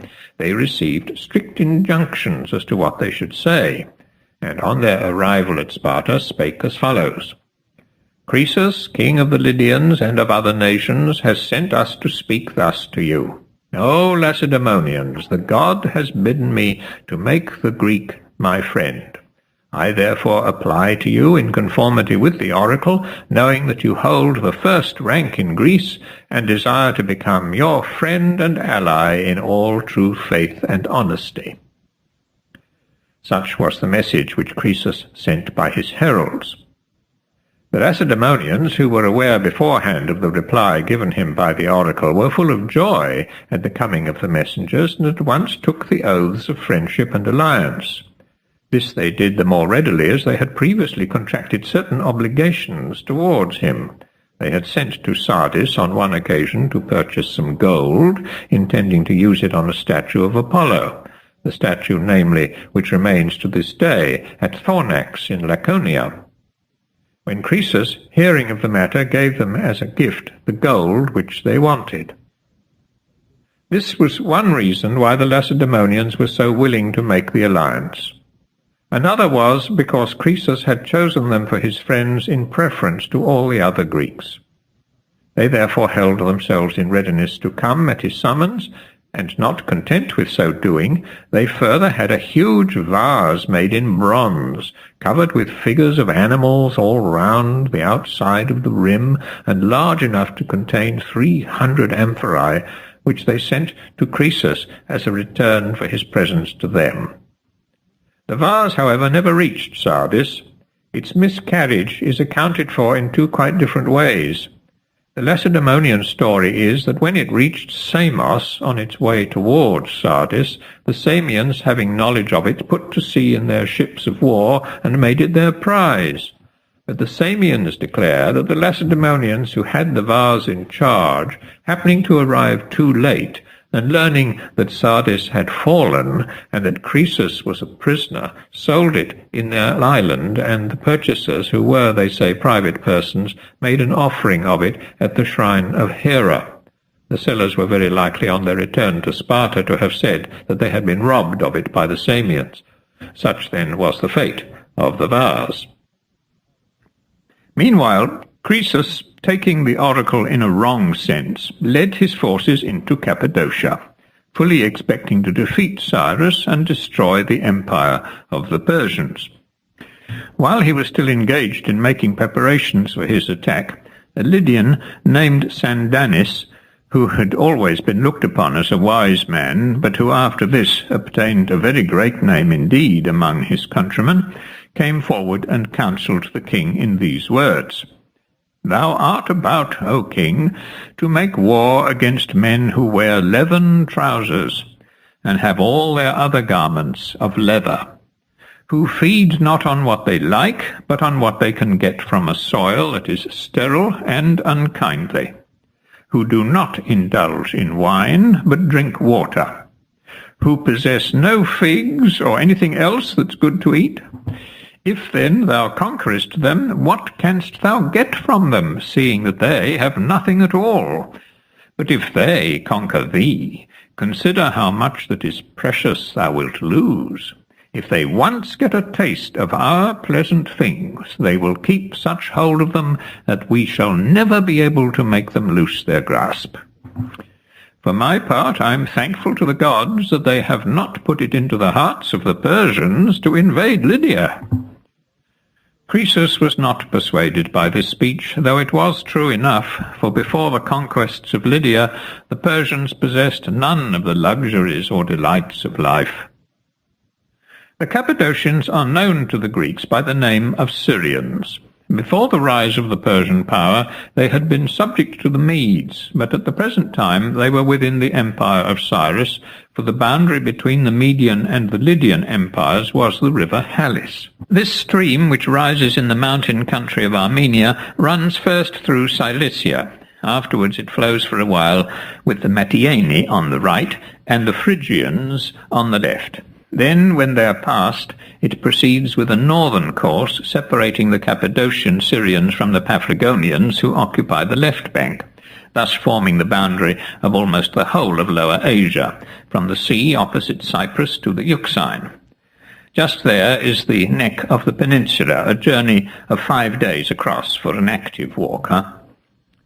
There were two motives which led Croesus to attack Cappadocia. First, he coveted the land which he wished to add to his own dominions, but the chief reason was that he wanted to revenge on Cyrus the wrongs of Astyages, and was made confident by the oracle of being able so to do. For the Astyages, son of Cyaxares and king of the Medes, who had been dethroned by Cyrus, son of Cambyses, was Croesus's brother by marriage. This marriage had taken place under circumstances which I will now relate. A band of Scythian nomads, who had left their own land on occasion of some disturbance, had taken refuge in Media. Cyaxares, son of Phraortes, and grandson of Deioces, was at that time king of the country. Recognizing them as suppliants, he began by treating them with kindness, and coming presently to esteem them highly, he entrusted to their care a number of boys, whom they were to teach their language and to instruct in the use of the bow. Time passed, and the Scythians employed themselves day after day in hunting, and always brought home some game. But at last it chanced that one day they took nothing. On their return to Cyaxares with empty hands, that monarch, who was hot-tempered, as he showed upon the occasion, received them very rudely and insultingly. In consequence of this treatment, which they didn't conceive themselves to have deserved, the Scythians determined to take one of the boys whom they had in charge, cut him in pieces, and then, dressing the flesh as they were wont to dress that of the wild animals, serve it up to Cyaxares as game. after which they resolved to convey themselves with all speed to Sardis, to the court of Elaetes, the son of Sadaites. The plan was carried out. Cyaxares and his guests ate of the flesh prepared by the Scythians, and they themselves, having accomplished their purpose, fled to Elaetes in the guise of suppliants. Afterwards, on the refusal of Elaetes to give up his suppliants when Cyaxares went to demand them of him, war broke out between the Lydians and the Medes, and continued for 5 years with various success. In the course of it, the Medes gained many victories over the Lydians, and the Lydians also gained many victories over the Medes. Among their other battles there was one night engagement. As, however, the balance had not inclined in favour of either nation, another combat took place in the 6th year, in the course of which, just as the battle was growing warm, day was on a sudden changed into night. This event had been foretold by Thales the Milesian, who forewarned the Ionians of it, fixing for it the very year in which it actually took place. The Medes and Lydians, when they observed the change, ceased fighting, and were alike anxious to have terms of peace agreed on. Cyanices of Cilicia and Labinitus of Babylon were the persons who mediated between the parties, who hastened to the taking of the oaths and brought about the exchange of espousals. It was they who advised that Elaetes should give his daughter Arienis in marriage to Astyages, the son of Cyaxares, knowing as they did that without some sure bond of strong necessity there is wont to be but little security in men's covenants. Oaths were taken by these people in the same way as by the Greeks, except that they make a slight flesh wound in their arms, from which each sucks a portion of the other's blood. Cyrus had captured this Astyages, who was his mother's father, and kept him prisoner, for a reason which I shall bring forward in another part of my history. This capture formed the ground of quarrel between Cyrus and Croesus, in consequence of which Croesus sent his servants to ask the oracle if he should attack the Persians, and when an evasive answer came, fancying it to be in his favour, carried his arms into the Persian territory. When he reached the river Halys, he transported his army across it, as I maintain, by the bridges which exist there at the present day, but according to the general belief of the Greeks, by the aid of Thales the Milesian. The tale is that Croesus was in doubt how he should get his army across, as the bridges were not made at that time, and that Thales, who happened to be in the camp, divided the stream and caused it to flow on both sides of the army instead of on the left only. This he effected thus. Beginning some distance above the camp, he dug a deep channel, which he brought about in a semicircle so that it might pass to rearward of the camp, and that thus the river, diverted from its natural course into the new channel at the point where this left the stream, might flow by the station of the army and afterwards fall again into the ancient bed. In this way the river was split into 2 streams, which were both easily fordable. It's said by some that the water was entirely drained off from the natural bed of the river, but I'm of a different opinion, for I don't see how in that case they could have crossed it on their return. Having passed the Halys with the forces under his command, Croesus entered the district of Cappadocia, which is called Pteria. It lies in the neighbourhood of the city of Sinope, upon the Euxine, and is the strongest position in the whole country thereabouts. Here Croesus pitched his tent and began to ravage the fields of the Syrians. He besieged and took the chief city of the Pterians and reduced the inhabitants to slavery. He likewise made himself master of the surrounding villages. Thus he brought ruin on the Syrians, who were guilty of no offence toward him. Meanwhile Cyrus had levied an army and marched against Croesus, increasing his numbers at every step by the forces of the nations that lay in his way. Before beginning his march, he had sent heralds to the Ionians with an invitation to them to revolt from the Lydian king. They, however, had refused compliance. Cyrus, notwithstanding, marched against the enemy and encamped opposite them in the district of Thalia, where the trial of strength took place between the contending powers. The combat was hot and bloody, and upon both sides the number of the slain was great. Nor had victory declared in favour of either party when night came down upon the battlefield. Thus both armies fought valiantly. Croesus laid the blame of his ill success on the number of his troops, which fell very short of the enemy, and as on the next day Cyrus did not repeat the attack, he set off on his return to Sardis, intending to collect his allies and renew the contest in the spring. He meant to call on the Egyptians to send him aid, according to the terms of the alliance which he had concluded with Amasis, previously to his league with the Lacedaemonians. He intended also to summon to his assistance the Babylonians under their king Labanitas, for they too were bound to him by treaty. And further he meant to send word to Sparta, and appoint a day for the coming of their succours. Having got together these forces in addition to his own, he would, as soon as the winter was past and springtime come, march once more against the Persians. With these intentions, Croesus, immediately on his return, dispatched heralds to his various allies with the request that they would join him at Sardis in the course of the 5th month from the time of the departure of his messengers.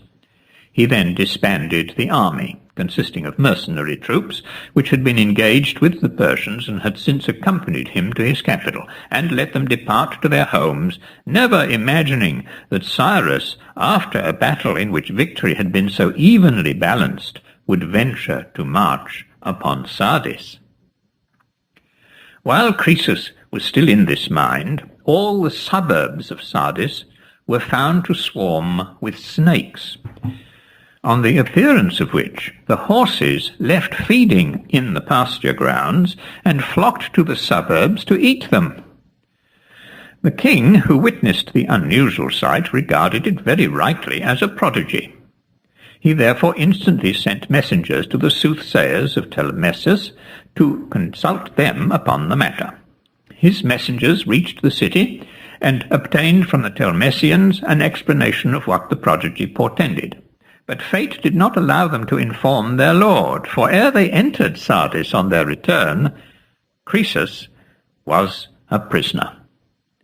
What the Telmessians had declared was that Croesus must look for the entry of an army of foreign invaders into his country, and that when they came he would subdue the native inhabitants, since the snake, said they, is a child of earth, and the horse a warrior and a foreigner. Croesus was already a prisoner when the Telmessians thus answered his inquiry, that they had no knowledge of what was taking place at Sardis, or of the fate of the monarch. Cyrus, however, when Croesus broke up so suddenly from his quarters after the battle at Pteria, conceiving that he had marched away with the intention of disbanding his army, considered a little, and soon saw that it was advisable for him to advance upon Sardis with all haste before the Lydians could get their forces together a second time. Having thus determined, he lost no time in carrying out his plan. He marched forward with such speed that he was himself the first to announce his coming to the Lydian king. That monarch, placed in the utmost difficulty by the turn of events which had gone so entirely against all his calculations, nevertheless led out the Lydians to battle. In all Asia there was not at that time a braver or more warlike people. Their manner of fighting was on horseback, they carried long lances, and were clever in the management of their steeds. The two armies met in the plain before Sardis. It's a vast flat bare of trees, watered by the Hyllus and a number of other streams, which all flow into one larger than the rest, called the Hermus. This river rises in the sacred mountain of the Dindymenian mother, and falls into the sea near the town of Phocea. When Cyrus beheld the Lydians arranging themselves in order of battle on this plain, fearful of the strength of their cavalry, he adopted a device which Harpagus, one of the Medes, suggested to him. He collected together all the camels that had come in the train of his army to carry the provisions and the baggage, and taking off their loads, he mounted riders upon them, accoutred as horsemen. These he commanded to advance in front of his other troops against the Lydian horse. Behind them were to follow the foot soldiers, and last of all the cavalry.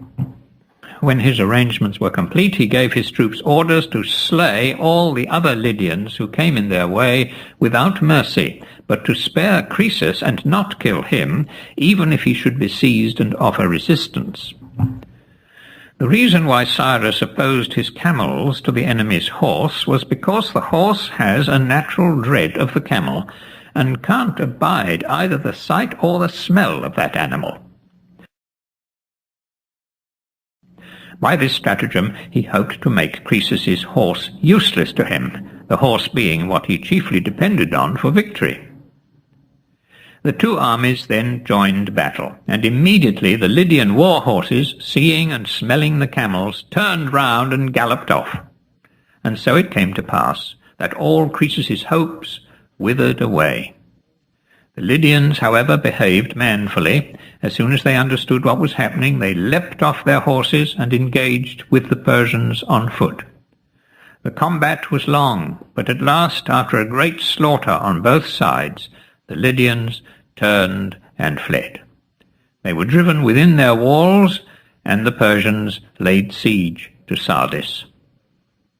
Thus the siege began. Meanwhile, Croesus, thinking that the place would hold out no inconsiderable time, sent off fresh heralds to his allies from the beleaguered town. His former messengers had been charged to bid them assemble at Sardis in the course of the 5th month.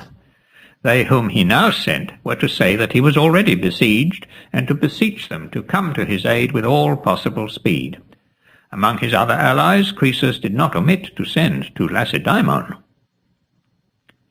It chanced, however, that the Spartans were themselves just at this time engaged in a quarrel with the Argives about a place called Thalia, which was within the limits of Argolis, but had been seized on by the Lacedaemonians.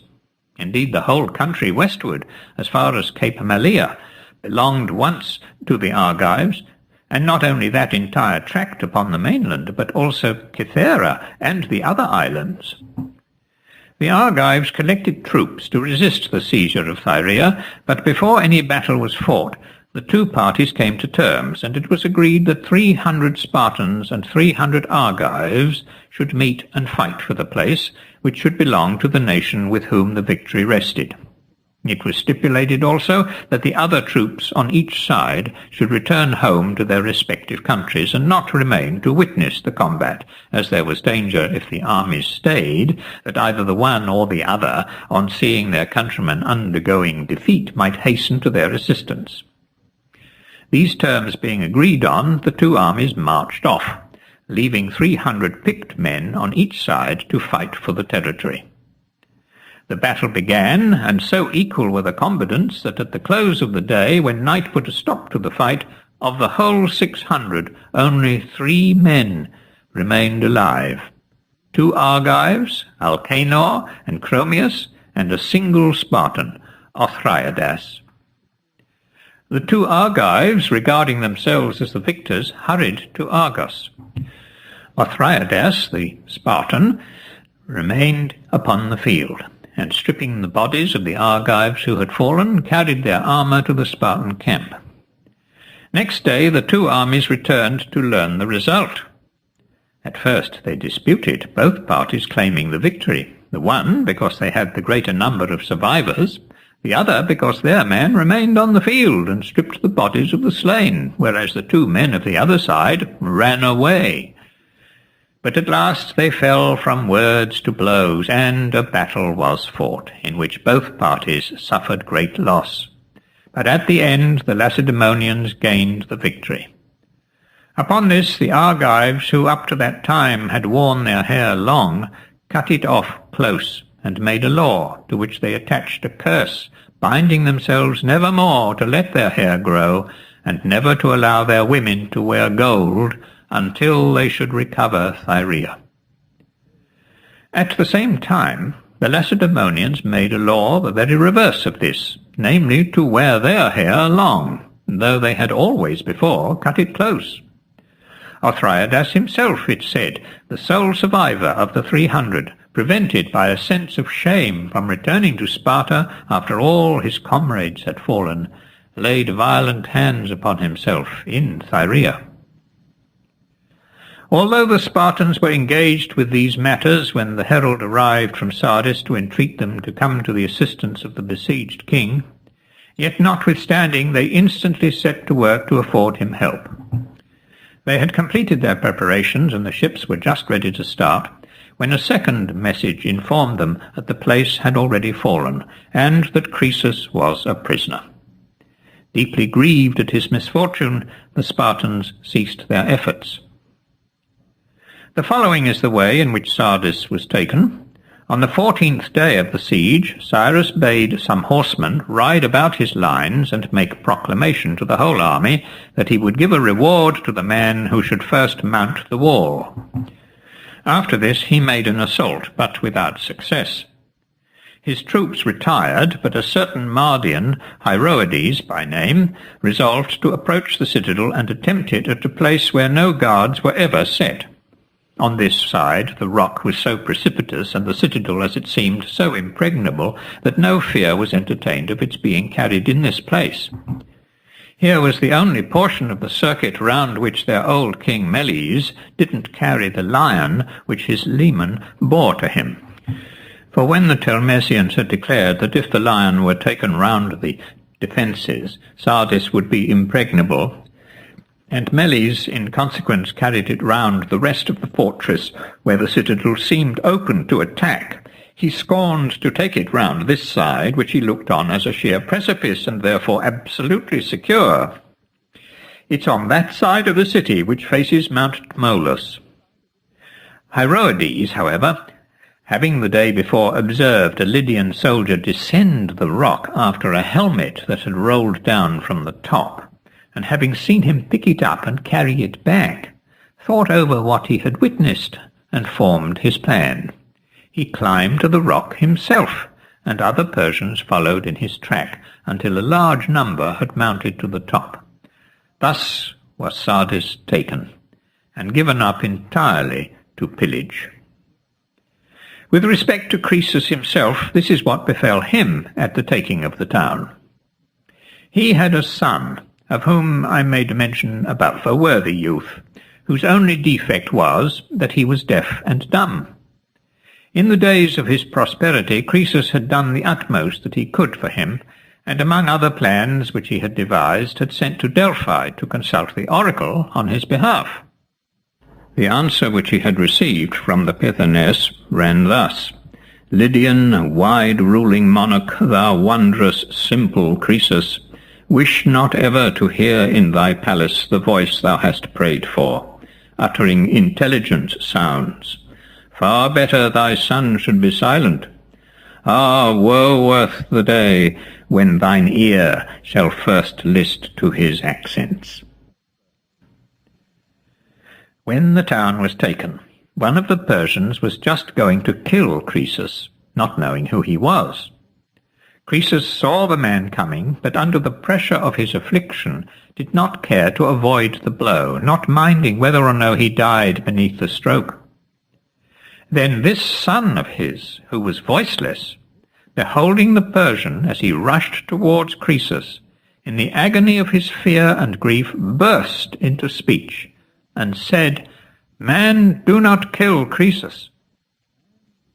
This was the first time that he had ever spoken a word, but afterwards he retained the power of speech for the remainder of his life. Thus was Sardis taken by the Persians, and Croesus himself fell into their hands after having reigned 14 years and been besieged in his capital 14 days. Thus too did Croesus fulfill the oracle, which said that he should destroy a mighty empire by destroying his own. Then the Persians, who had made Croesus prisoner, brought him before Cyrus. Now a vast pile had been raised by his orders, and Croesus, laden with fetters, was placed upon it. and with him twice 7 of the sons of the Lydians. I know not whether Cyrus minded to make an offering of the first fruits to some god or other, or whether he had vowed a vow and was performing it, or whether, as may well be, he had heard that Croesus was a holy man, and so wished to see if any of the heavenly powers would appear to save him from being burnt alive.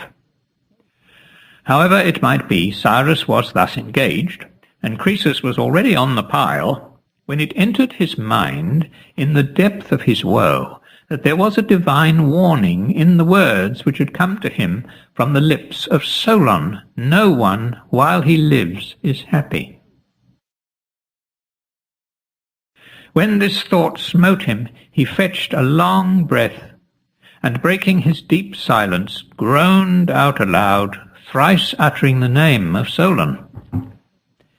Cyrus caught the sounds, and made the interpreters inquire of Croesus who it was he called on. They drew near and asked him, but he held his peace, and for a long time made no answer to their questionings, until at length, forced to say something, he exclaimed, "One I would give much to see converse with every monarch."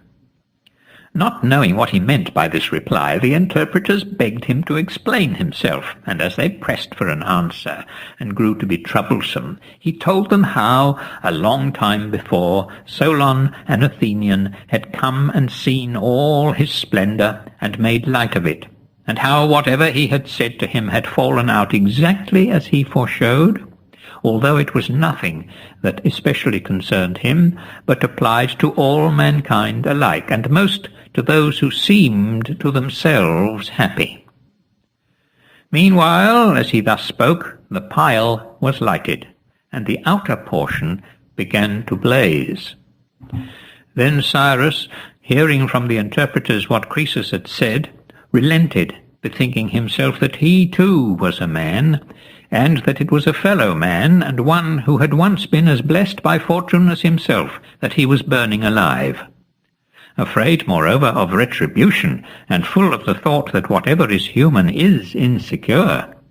So he bade them quench the blazing fire as quickly as they could, and take down Croesus and the other Lydians, which they tried to do, but the flames were not to be mastered.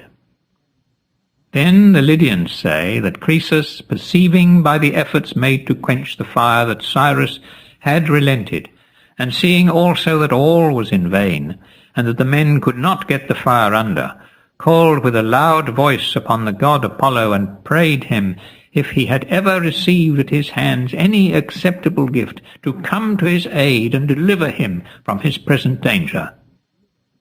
As thus with tears he besought the god, suddenly, though up to that time the sky had been clear, and the day without a breath of wind, dark clouds gathered, and the storm burst over their heads with rain of such violence that the flames were speedily extinguished.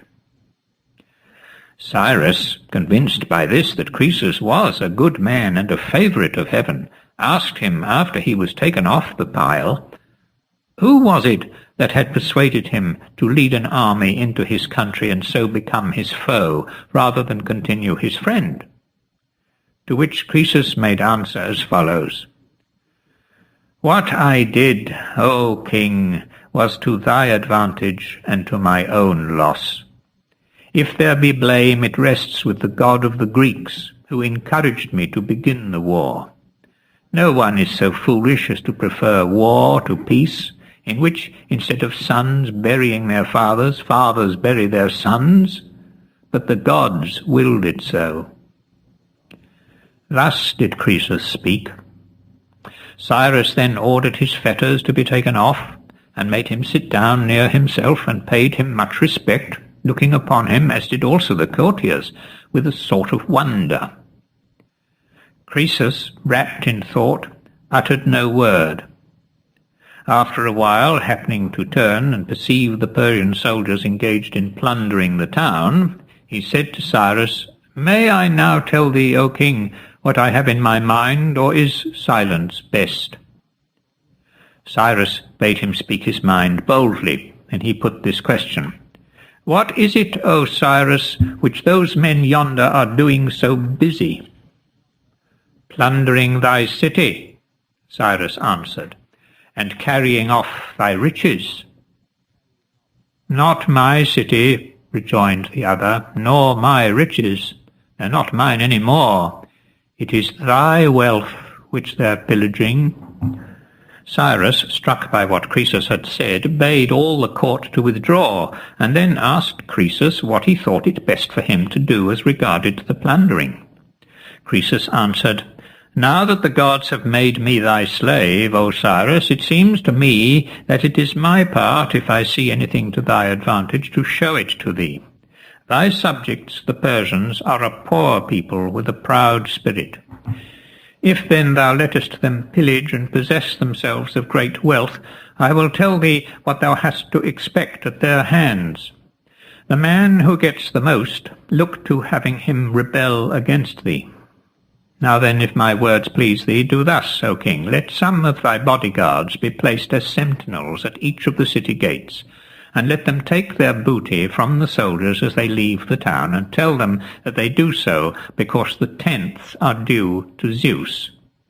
So wilt thou escape the hatred they would feel if the plunder were taken away from them by force, and they, seeing what is proposed is just, will do it willingly.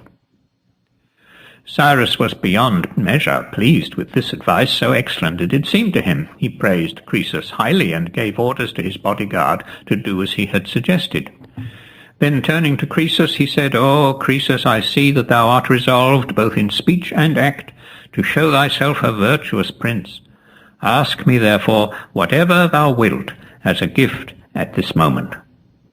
Croesus replied, O my lord, if thou wilt suffer me to send these fetters to the god of the Greeks, whom I once honoured above all other gods, and ask him if it is his wont to deceive his benefactors, that will be the highest favour thou canst confer on me. Cyrus upon this inquired what charge he had to make against the god.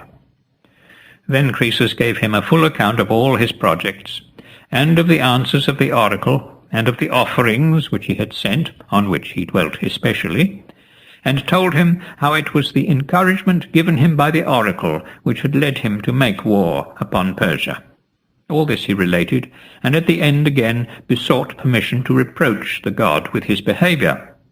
Cyrus answered with a laugh, This I readily grant thee, and whatever else thou shalt at any time ask at my hands. Croesus, finding his request allowed, sent certain Lydians to Delphi, enjoining them to lay his fetters upon the threshold of the temple, and ask the god if he were not ashamed of having encouraged him as the destined destroyer of the empire of Cyrus to begin a war with Persia, of which such were the first fruits. As they said this, they were to point to the fetters, and further they were to inquire if it was the wont of the Greek gods to be ungrateful. The Lydians went to Delphi and delivered their message, on which the Pythoness is said to have replied, It is not possible even for a god to escape the decree of destiny. Croesus has been punished for the sin of his fifth ancestor, who, when he was one of the bodyguard of the Heraclides, joined in a woman's fraud, and slaying his master, wrongfully seized the throne. Apollo was anxious that the fall of Sardis should not happen in the lifetime of Croesus, but be delayed to his son's days.